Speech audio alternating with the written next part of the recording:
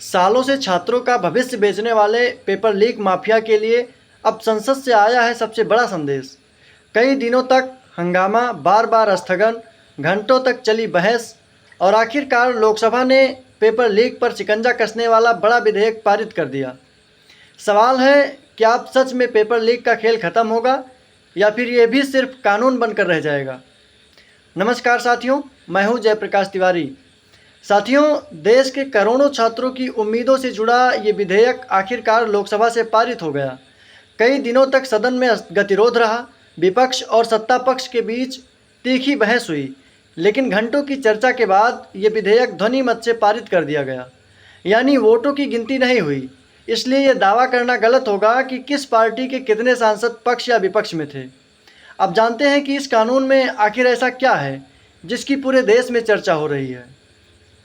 सबसे बड़ा प्रावधान, अगर कोई व्यक्ति या संगठित गिरोह पेपर लीक, प्रश्न पत्र चोरी, परीक्षा में धांधली या तकनीकी माध्यम से परीक्षा को प्रभावित करता है तो उसे 10 साल तक की जेल हो सकती है।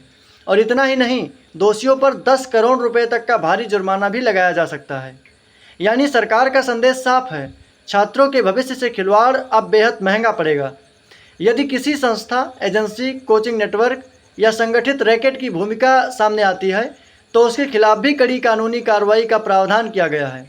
डिजिटल माध्यम से पेपर लीक, साइबर अपराध और संगठित परीक्षा धोखाधड़ी को भी कानून के दायरे में और मजबूती से शामिल किया गया है। सरकार का कहना है कि ये कानून परीक्षा प्रणाली में पारदर्शिता लाएगा और पेपर लीक माफिया की कमर तोड़ देगा। वहीं विपक्ष का कहना है कि केवल सख्त कानून काफ़ी नहीं है, बल्कि परीक्षा प्रणाली, सुरक्षा व्यवस्था और जवाबदेही में भी बड़े सुधार जरूरी हैं। ध्यान रहे, अभी ये विधेयक कानून नहीं बना, इसे राज्यसभा से भी पारित होना होगा और उसके बाद राष्ट्रपति की मंजूरी मिलने पर यह देश का कानून बनेगा। लेकिन सबसे बड़ा सवाल अब भी वही है, क्या हर साल छात्रों के सपनों को तोड़ने वाले पेपर लीक माफिया पर वास्तव में लगाम लगेगी? क्या अब मेहनत करने वाले छात्रों को न्याय मिलेगा या फिर कानून के बावजूद सिस्टम में बदलाव की ज़रूरत बनी रहेगी? अपनी राय कमेंट में ज़रूर लिखिए।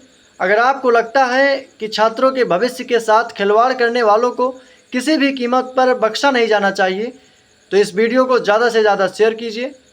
धन्यवाद।